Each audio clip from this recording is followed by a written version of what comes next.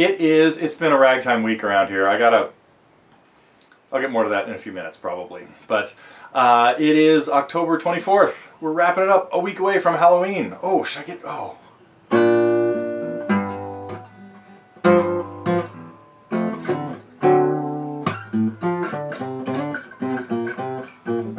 I gotta get back to that one. I started working on all kinds of cool stuff with Witchy Woman, but part of the Halloween thing. The Halloween thing has got, oh, okay, where am I gonna start?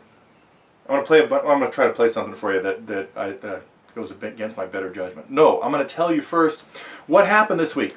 We had a few cool lessons. We want to thinking out loud, right? Yeah. Ed Sheeran. There we go. It's a long time ago. That was Monday or Tuesday or something. We had Sandy, a little more guitar geography, and we had the small faces, and as Scott noticed, a little bit of hearing progressions. This time we're getting into the harmony part of ear training, and yes, it's going to get pretty complicated. Pretty soon I would expect you to be able to hear stuff like what happens when we go from this chord to this one, to this one, to this one, to this one, and this one, and this one. Recognize that from what song? The second to most recent song that I've written. But that leads me off into ragtime recommendations. Once we got started on this a couple weeks ago, as I think I mentioned, no, I probably didn't know that this was going to happen. Last weekend I got out all my Scott Joplin records, and Dick Hyman versions, Richard Zimmerman versions, Joshua Rifkin, some guitar players, and I do have some guitar recommendations for ragtime stuff. Let me grab a few of these. Now there's ragtime blues. Gary Davis. You got to start with, well actually no, where you have to start, where is it, is Blind Blake. Blind Blake, 1926, started playing ragtime on the guitar, except it was really country blues, ragtime blues, with his tune West Coast Blues. So we may get to that, I don't know. Blake, and then of course right on the heels of Blake we had Gary Davis. You should get this one. Oh, I'll put the recommendation in there. What's it called? Blues and Ragtime. This is New Blues and Gospel, or Blues and Gospel. Then there's a New Blues and Gospel. But if you can find any of Gary Davis's that are billed as ragtime guitar, like this, the Kicking Mule versions, or there's of course Big Bill Brunsey. Now, not quite as ragtimey, a little bluesier, but got to check out Big Bill. And Blind Boy Fuller, who not pioneered, but one of his most famous tunes had this progression.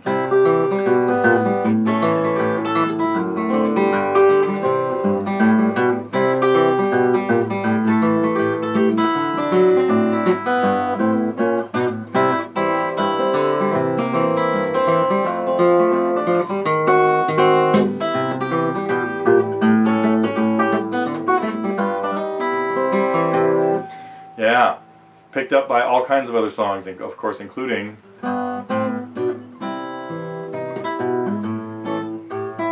probably really goes back to Blind Blake though and West Coast Blues, which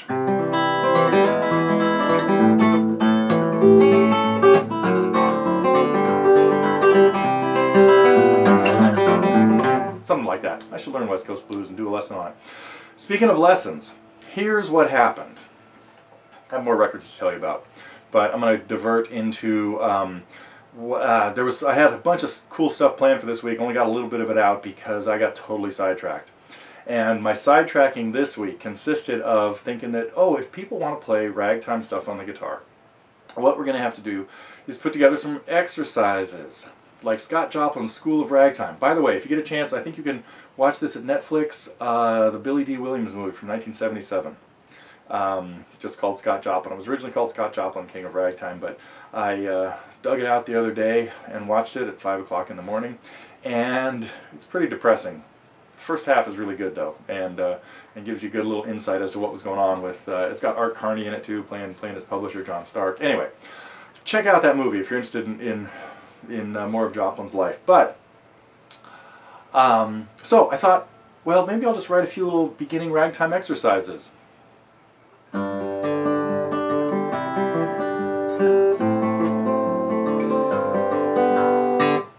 that would have been one. Getting used to finger picking in syncopated stuff. And so, but what happened was I came up with a cool little lick, and I thought, oh, let's just expand on that a little bit more. And this was on Monday. And by Monday, by a half an hour or an hour later, it was a whole 16 measure section of a rag. And I thought, okay, this is getting out of control. And sure enough, the next day, 2 more parts like dropped by. And now I ended up with a whole finished piece that I guess I'm going to have to try to play for you. It's really not ready for public consumption yet, but I'm so excited about it that I'm going to stumble through it as best I can right now. And hopefully you'll get an idea. The transitions are not... So I haven't been playing anything else except this for the last week. Well, I played a little bit of Itchycoo Park when or that was last week, I guess, really. But anyway, let's see if we can make some of this work.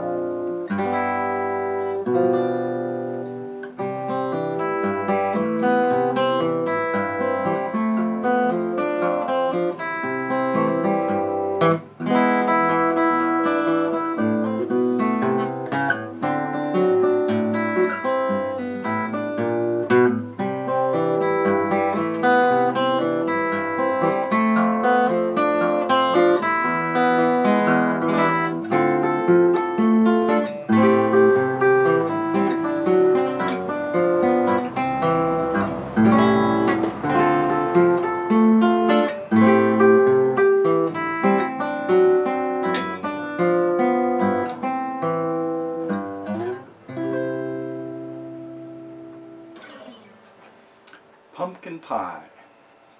That's what it's called. Not sure why. It just had a fall sort of feel to it, since it was sort of a rainy Monday that I started that a couple days ago. Anyway, yeah, as you can see, still has a little bit of work to go, but otherwise I'm really happy with it. So, other records that you should get if you can. Now, contemporary ragtime albums. Impossible to find, only available on vinyl. I think Amazon has one copy. David Laibman, classical ragtime guitar. One of the best. Even plays Graceful Ghost, William Bolcom's tune.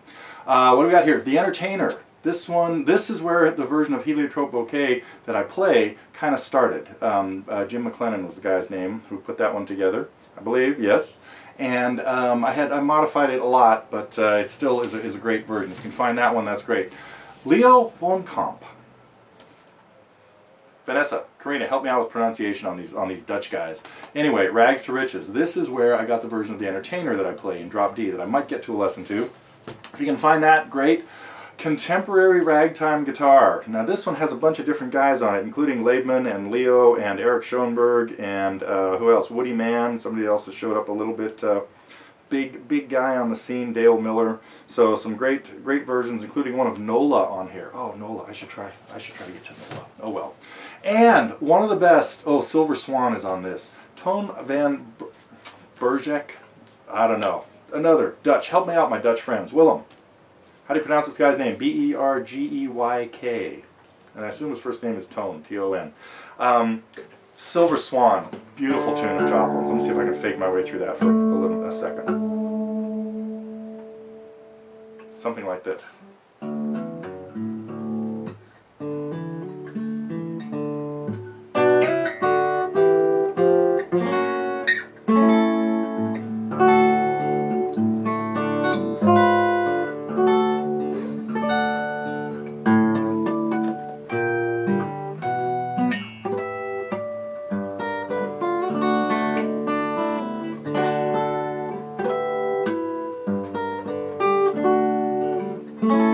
Okay, I gotta learn this.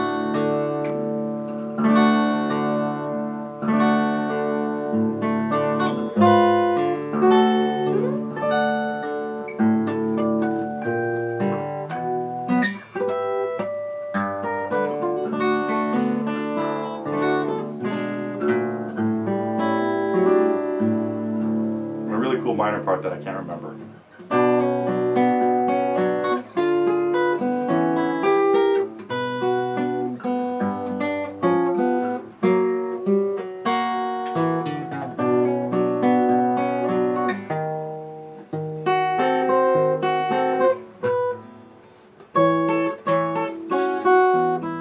Okay.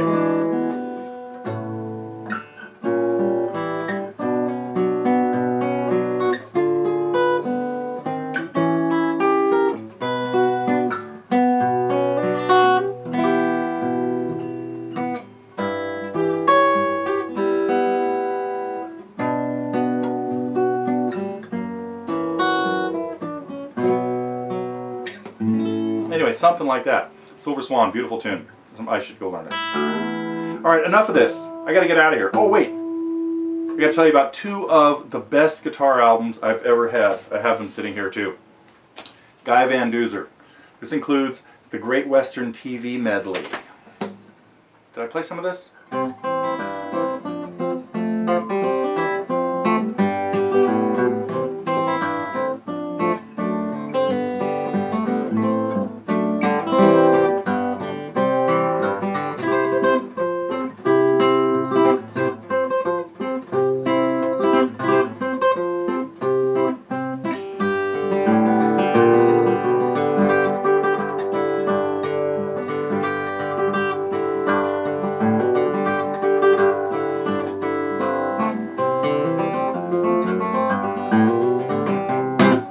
Yeah, oh, of course, you know what, no way I could fake my way through this, but it also included his cool arrangement of the Stars and Stripes Forever.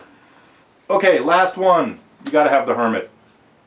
Still, my all-time favorite guitar album, John Renbourn. That does include one ragtime piece. I already played some of it. Pharaoh's Rag is from this. What else? The Hermit's a great tune. John's tune is great too. Anyway, be sure to check out John Renbourn's The Hermit if you don't have it. Okay, that's it for my fall soapbox story on ragtime. Hopefully next week we will get to a ragtime lesson or a couple. We'll see. In any case, I will be back on Halloween. See ya.